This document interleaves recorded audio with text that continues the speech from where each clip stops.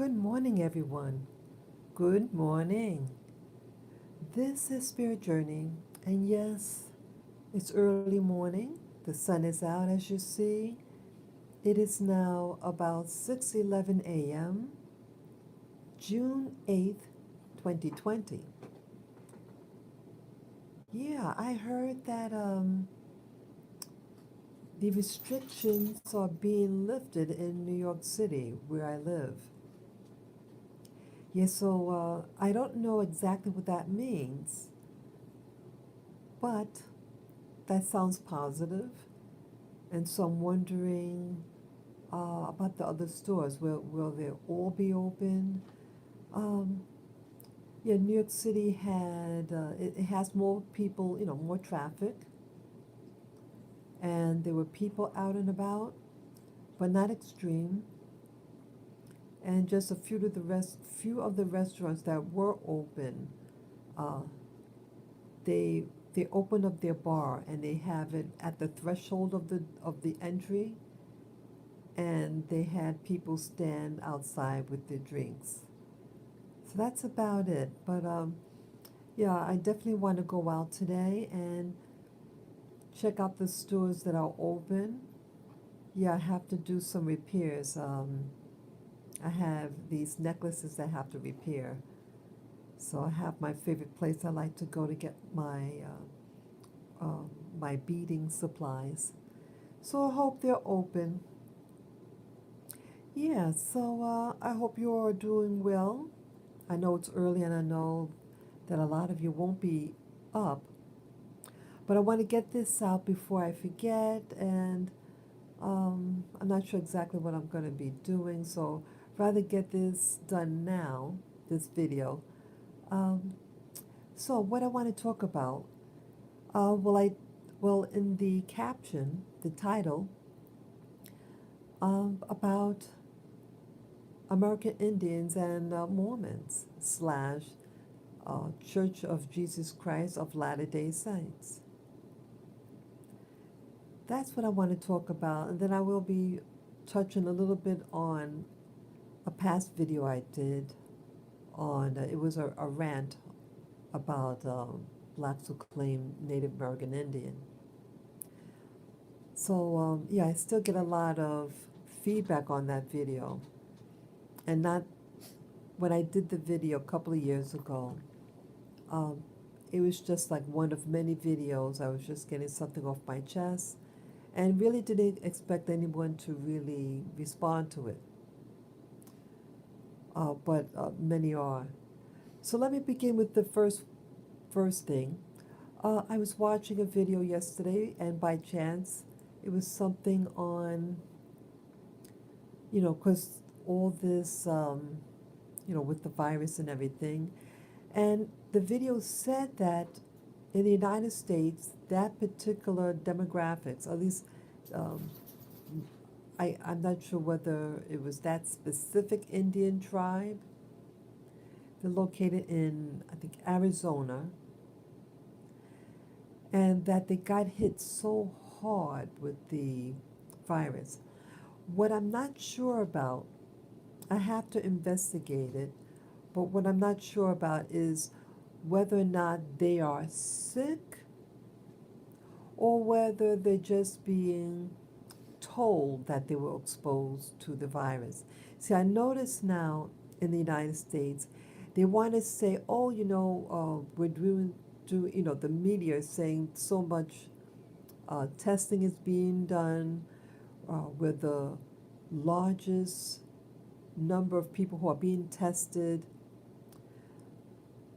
and that the tests prove that they have that 19. And I'm thinking, oh, really? Because, see, to my understanding, that, many people get vaccinated for these flus, right? And so it's a general, the flu and the cold, the common cold are all COVIDs. I'm sorry, excuse me, coronavirus. Okay? So if it is a type of coronavirus, which is the common cold slash flu, that anybody who ever had a cold or flu, it'll probably test as positive for that 19 thing. So I'm saying this as a warning. They want people, I mean, you do what you got to do.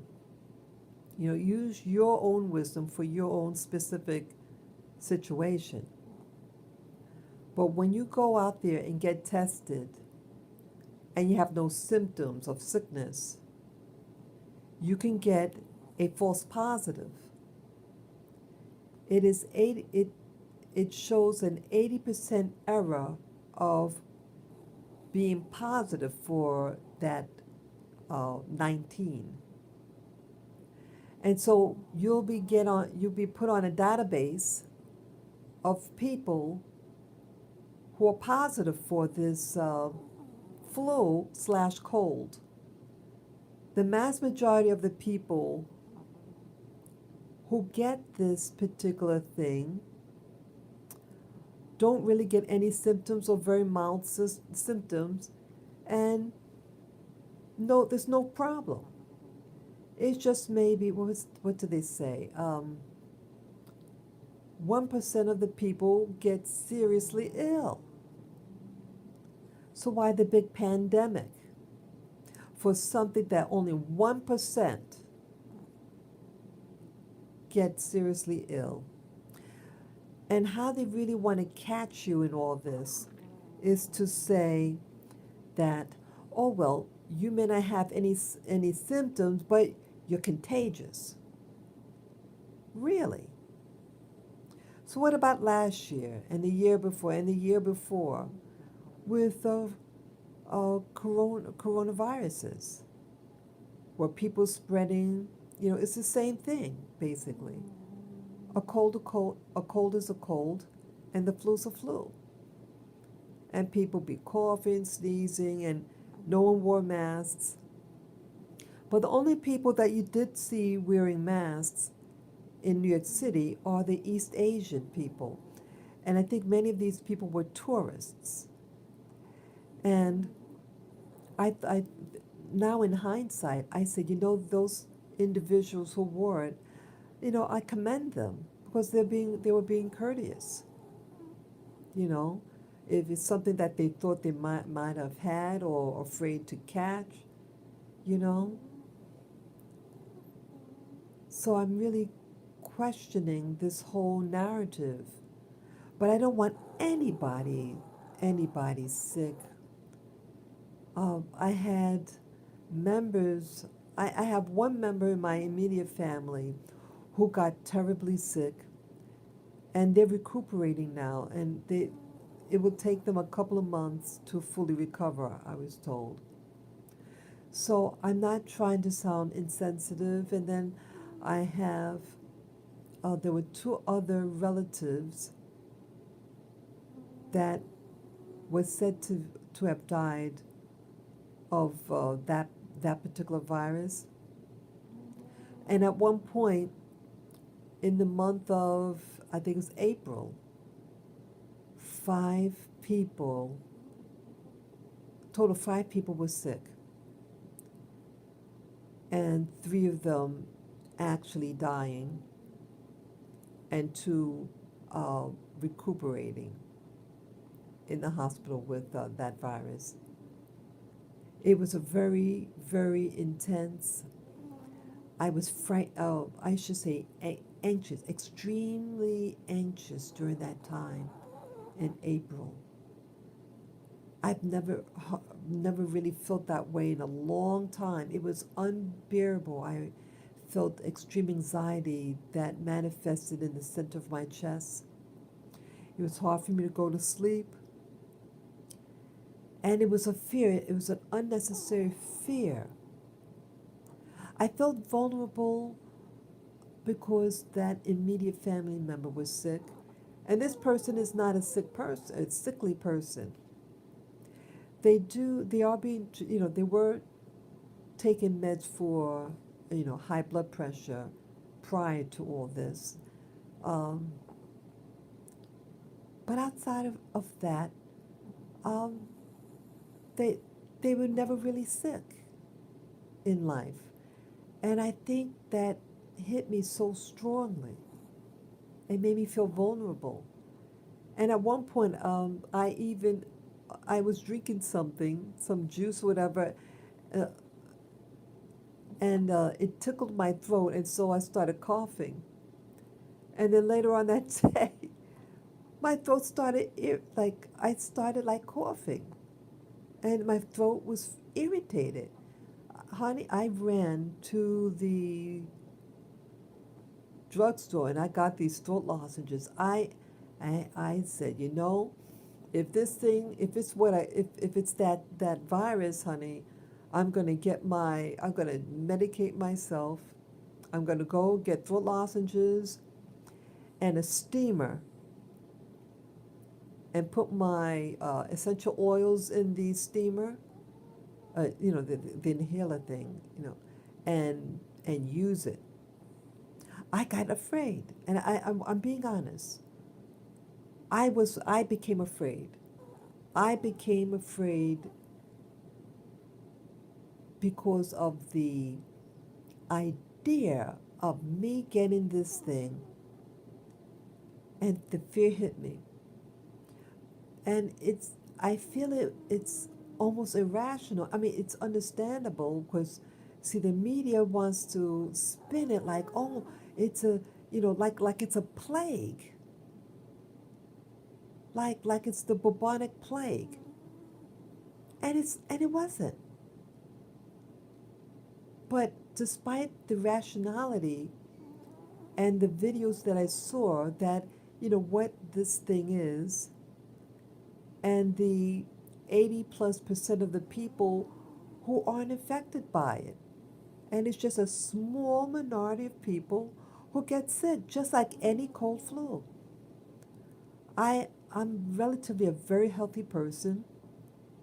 I haven't gotten sick in years, like the cold flu, and it was only like one time I felt something tickling my throat, and I said I better nip. I'm gonna nip, whatever what it is. I'm gonna nip it in the bud. That might have been maybe 3 years ago.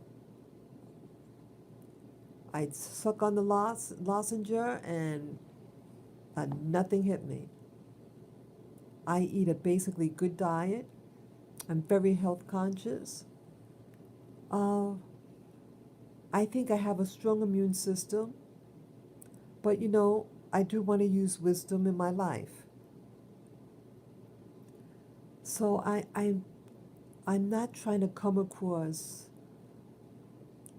that I'm superwoman and everybody else is foolish. It was a real concern I had in the month of April when a family member had to go to the hospital. I became afraid. But I think there's more to this.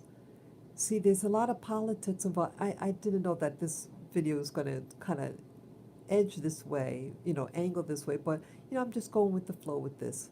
Now, I didn't know that it was, oh, what was I going to say now? It's a market. The virus is a market. See, if they could invent a test that is 80% inaccurate to show that you're positive for something you don't have, that is their best friend. And the insurance companies will automatically pay them a certain amount of money. Yes, good morning, viewer. Good morning, good morning.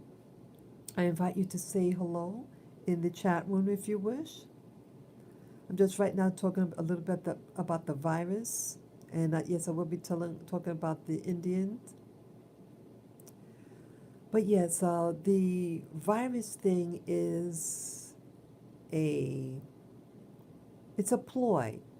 Yes, there are some people who are sick with this virus, but it's a marketable thing when the hospitals can say, hey, someone has this virus, they get a certain amount of money to just claim that. And if it's claimed that they have it, and then you can put them on a respirator, $30,000+. Okay, and most of the people who go on these ventilators, because it's not calibrated correctly, die on it. So hey, if they die on this ventilator, even more. It is a money-making scheme. And they want to put you in fear mode, so you run to the hospital and get tested. But remember, initially, there was no testing. They claimed that they didn't have tests for it yet. And to stay at home.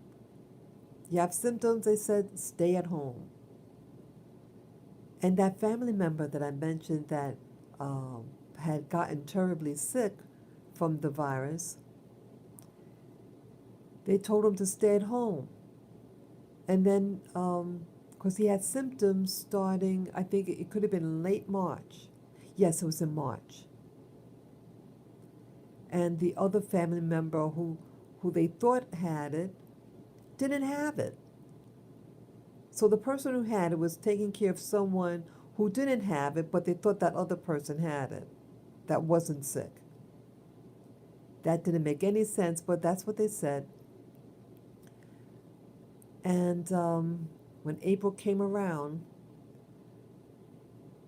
this family member of mine was getting sicker and sicker.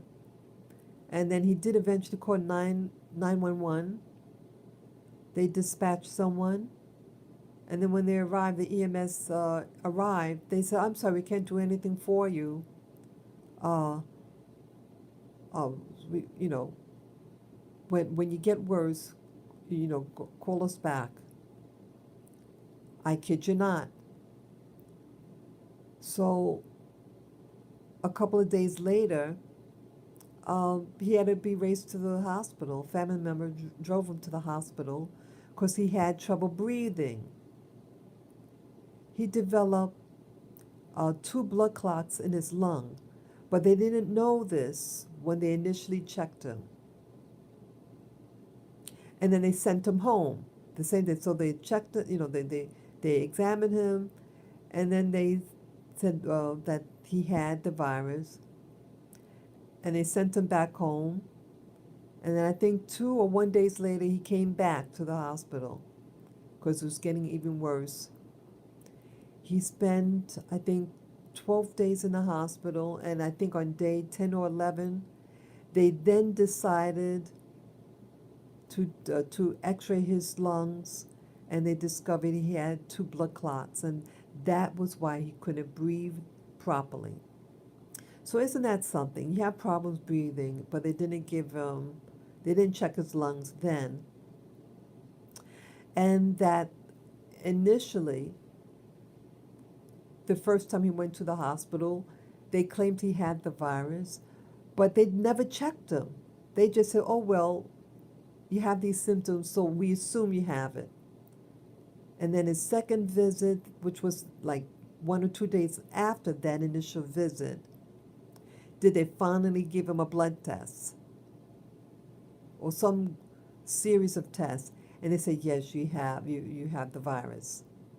Okay. So I'm angry at this hospital for their incompetence.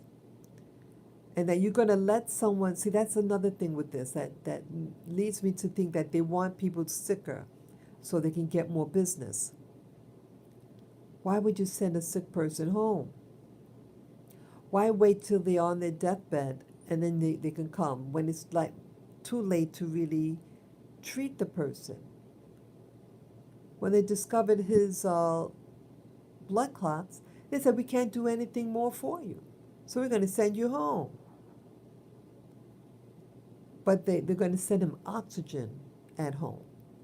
Now, if he went to the hospital in the very beginning, they may have been able to prevent him from even getting the blood clots. Right? So they wait and don't treat the person, until they get really, really sick. And then, oh, okay, they're going to do all this and that. So I'm disappointed about this virus, and I think it's a ploy. And yes, if you get tested for the virus, it's 80% inaccurate, the testing. And if it's tested a false positive, either way, you get on a database, and I did a video on this. You get on a database, and then the system is going to track you. They're going to bring people over your home, and they're going to interview you, and then they're going to find out who you were in contact with, and then they're going to track that person down, and so on and so on, just for just for any positive, whether you have symptoms or not. It is a way of tracking all people, to document you all. And maybe in the future they're going to say, oh, well, you tested positive, and oh, you may have a relapse. That just because you were exposed to it, you're more susceptible now to get it again. Hey, we're going to quarantine you. Hey, we're going to put you in a concentration camp. Don't fall for it, people. Don't fall for the testing. You're asymptomatic? Fantastic. You just do things that will strengthen your immune system by getting fresh air, doing mild exercises to increase your blood capacity. Yes, and do some preventive things too. Wash your hands when you need to wash your hands. Use basic wisdom and eat good food. Stay away from processed food. So, yeah, this is a trick. They're going to track all of you down. And once you get on a database, you don't get off of it. You're forever tracked. If you have symptoms, you're not feeling well, then yes, go to the hospital and find out. Ask them, hey, how could you distinguish between other types of COVID viruses? What is it? How is that going to specifically pinpoint that specific one in question? And I tell you that it doesn't. So they're going to say you have it, and let's say you really don't. Okay? So now, getting really back to this Indian thing, I just had to get that out the way because it affects them too, these Indians. I saw a video yesterday about the Native American Indians. And I believe, if I remember right, it was the Navajo Indian tribe located in Arizona area.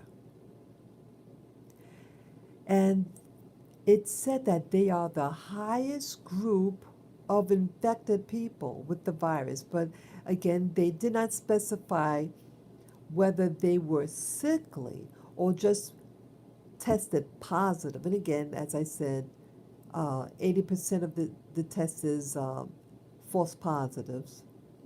So you're scaring these Indian people of being diseased. So again, I don't know whether many of them were dying or not. I don't know. But what alerted me, what concerned me about this video was that there's a group that's sending sheep, specifically sheep, to these Indian tribes. And this group is the Mormon church. Yeah, I call it what they are. They're Mormons. But they like to hide their real identity by calling themselves the Church of Jesus Christ of Latter-day Saints. That is the official name of them. That is true. the Latter-day Saints, but they are globally known as the Mormons. But by having the name Jesus, it camouflages their heritage, their infamous heritage. And they're coming and they're giving these people sheep to eat. Loads and loads of live sheep. And it's to be distributed to these Indian tribe.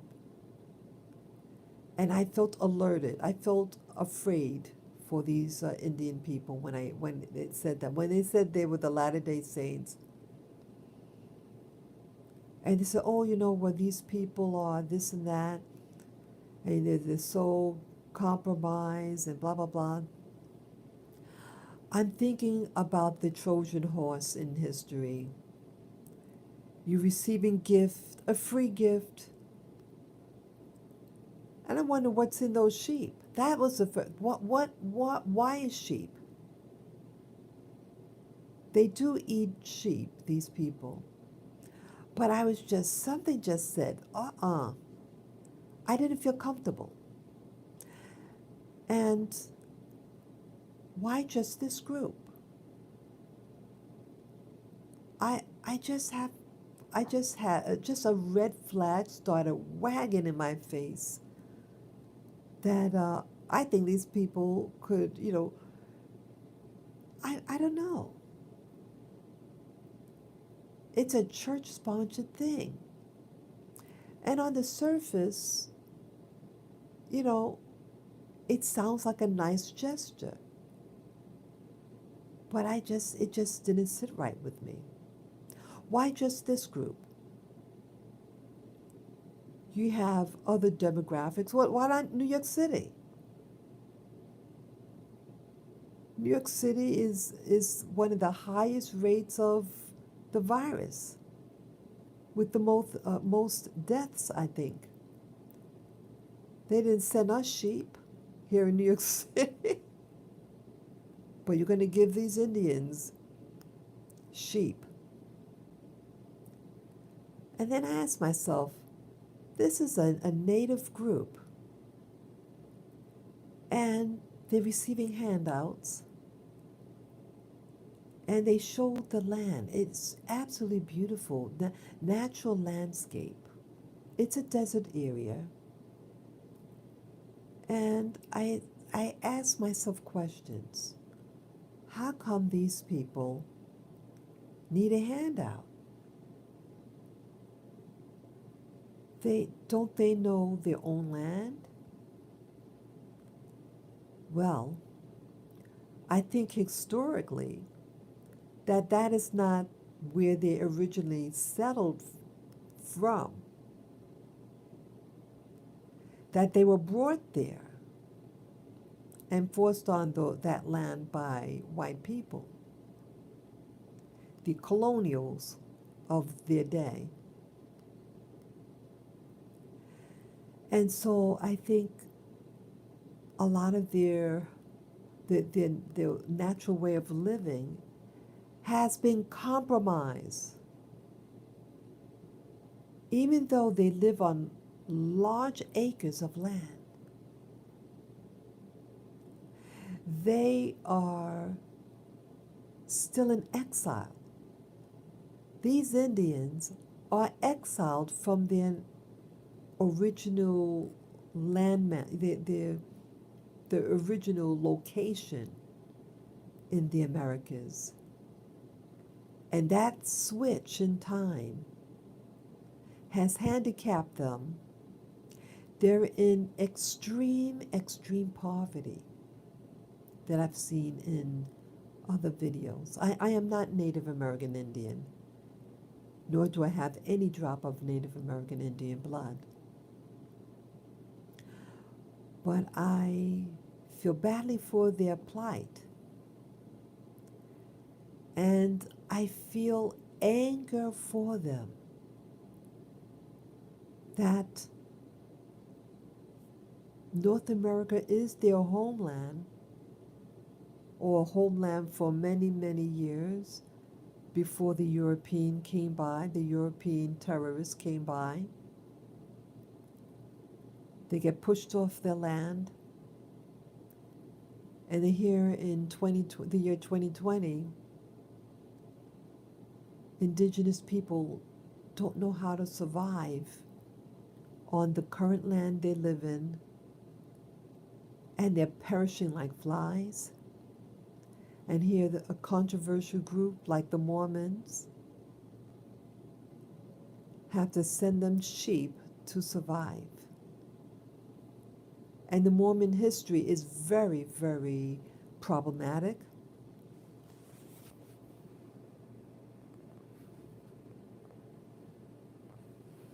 Sorry, I'm just looking at the batteries going low, so I have to hurry up. Yeah, the battery that they need an outside help by this particular church/cult. Just be careful, those Indians who are watching this, Indians from those tribe, the Navajo, be careful of the free handouts that this group is sending. So the other thing I wanted to talk about, okay, I did a video a couple of years ago regarding black people, black American people who claim Native American Indian. I had someone who wrote a comment on upon seeing that video. They did it a couple of days ago, and it's the same BS. I get all these black people, and you're only based on the avatar that they have, and it's a black person, and anywhere they would go in the United States, they'd just be perceived as a black person, just like myself. And I have no Native American Indian blood in me. But you have many people who looked at the video and had gotten a really bad backlash. I did the video because there was a woman where my mother lives, where I was raised, who claimed to me to be a Native American Indian from Suffolk County, New York. That's in Long Island, New York. And this is clearly, she and her husband are clearly black people, but they're lighter skinned black people, a little lighter than me. And they speak like any other American black in the area. And she did something evil. She's on the board, and she has the ability to vote in for a simple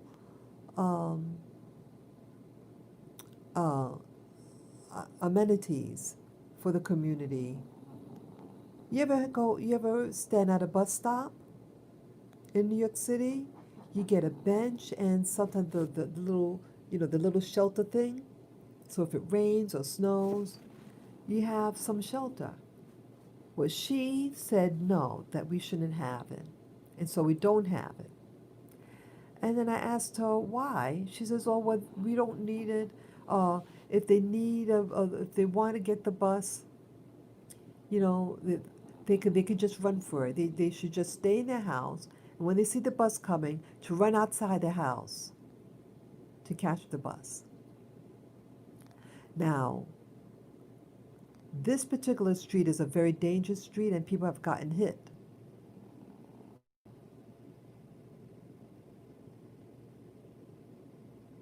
Sorry about that. I hope it's going back on. It looks like it's back on. Yeah, it disconnected. So let me hurry because the battery is low. Yeah. So I'll repeat that section. She said that the people don't need a bench or the shelter, and that if they need the bus, they can just look on their app and see what time the bus comes, and then when they see it coming, to run for the bus. But this is an extremely dangerous street. What if the person has a lot of packages? What if they have a lot of kids around them and they need to sit down? What if they're elderly and they need to sit down? All other neighborhoods have benches and shelters. Why not here? And so when she was bragging about being Native American Indian and living in this predominantly black neighborhood, and she denying me, my mom, a bench to sit on and or the shelter, I became angry. And I've met people, blacks, who claim that they are Native American Indian, not claim to be mixed with Native American Indian, but to be Native American Indian. And I became angry because I find them to be prejudiced against black people. And that's what my issue was. My issue is not anybody who is truly a Native American Indian. My issue is black people who claim that they are Native American Indian and live amongst black people, black American people, or black Caribbean people, and then do something to sabotage so that we don't get certain benefits or amenities to live a more comfortable life in our community. That's what my issue was. And they keep on saying, I hope it's moving. Okay, it's still rolling. And that they claim that they got a Indian grandma and all this stuff. And I look at their face and I see an African American face. And they speak an African American dialect. And they live in a black community. How is that this Indian grandma is all over the place? There's no Indian grandpa. So somehow, let's say that they are Indian grandmother. Who was their grandfather? Okay, who was their grandfather? They never say. See, a lot of times with black people who claim Native American Indian, and again, there's nothing wrong with being a Native American or having some Native American Indian blood. This is not a rant against Native American Indians. But black people who are ashamed of their ancestry and the stigma of having white blood in their African blood. And so they want to cover that history and invent an Indian grandma. That's my concern. Because if you walk around not loving, going around people looking like a black person, and then telling white people and other black people or whoever that you're an Indian, Native American Indian, people are going to think, hey, this person doesn't like themselves. And then you wonder why black man and woman, why, even further, why certain groups don't like you, why you're not respected. You're not respected because you don't like yourself. And they know that you're inventing a false narrative and that they know that you are of black heritage and you're not embracing it. Embrace your black history. If you have black history, embrace it. And if you're a mixed race of black and white history, embrace that too. Embrace all your genetics and become liberated. But to go around living amongst other black people and then deny services to us and sabotaging the general black population, that is where my issue is. That is. And I get tons of comments saying that, oh, you look Indian. I'm sick and tired of black people coming to me telling me I look Indian. No, I look like a black woman with European genetics. My DNA I had done, and it's typical.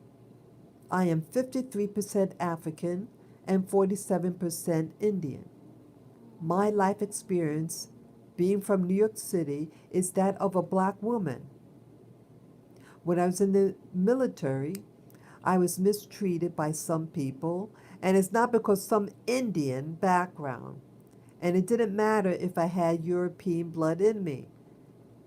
What stigmatized me to white people is my black genetics. And that's what I walk around with every day in New York City, being racially profiled because of my black history, not any false Indian. And you who claim Indian, you are not being harassed by white people because of some Indian blood. And then some of you say, oh, well, there were people like us before Columbus. BS. The mass majority of us did come on slave ships and were brutalized. But see, I am not ashamed of that because, see, that is a history. And it's a history that I embrace because that my genetics overcame it. My genes is strong and I survive and I am living my life. And the whites who hate me, they're just jealous. White people are jealous of you. And so when I see a black person trying to hide their black identity, it angers me because they haven't really truly learned their black identity. African American history is a strong history, and it's a history that you should be proud of because you had your predecessors before you who made a pathway for you. They didn't make a pathway for you so that you can later claim a false narrative that you're some Indian. No, baby, you are from a black plantation, most of us from the South. My slavery ancestry came from the Caribbean. I let that be known. Yes. My grandparents came to the U.S. mainland from the Caribbean. And yes, it was slavery on those plantations. And they were black people. Now, do you have like places like in Latin America, the colonies that had a lot of Catholics seem to have the higher percentages of Indians that they didn't kill, and that there was a lot of mixing. So places like Puerto Rico, Brazil, especially the Spanish-speaking places, like and in Mexico, of course, they have a lot of Indians there, real Indians. And it's nothing more special about the Indian than any other group of color. But yes, I feel for the indigenous people here and the people that I may mention to in the beginning of this video, I think the Navajo, who now have to get handouts. See, we have to learn how to survive as a people. So whether you're a Native American Indian or whether you're a black person of African ancestry, whether you come from Latin America, the Caribbean, or even in Africa, we have to learn how to survive. We have to learn to not have to take handout from people like the Mormons or other churches. We have to learn how to live and cultivate the land. Teach your children skills that they could teach their kids and teach them lies about being an Indian when they are not. It's not helping them to survive. We need to thrive, not just to survive. So those people who see the video that I did about the blacks who claim Native American Indian challenge, you know, you know, love yourself. Love whatever what your genetic mix is. Love the person you see in the mirror, and then ask your higher power how to thrive in a time like this modern times. That's what should be the focus, and not teaching a narrative about being Native American Indian when you're not. You look foolish when I see you at the powwows. I've been to a powwow, and all I see in these powwows and talks about Indians are a whole bunch of black Indian wannabes, and it makes me angry, angry. And see, they're not going to, I gave them the challenge of getting a DNA test because they know it's not going to have it in them, most of them. Some of us do have some Indian blood, and a lot of people from the Caribbean, from the Spanish-speaking former colonies, yes, they have it. And a lot of them have a big percentage of it. But outside of that, most of us don't have it. We're just a black and white mix, primarily, like myself. So, yeah, and when I do give them the DNA challenge, they say, oh, you can't trust DNA.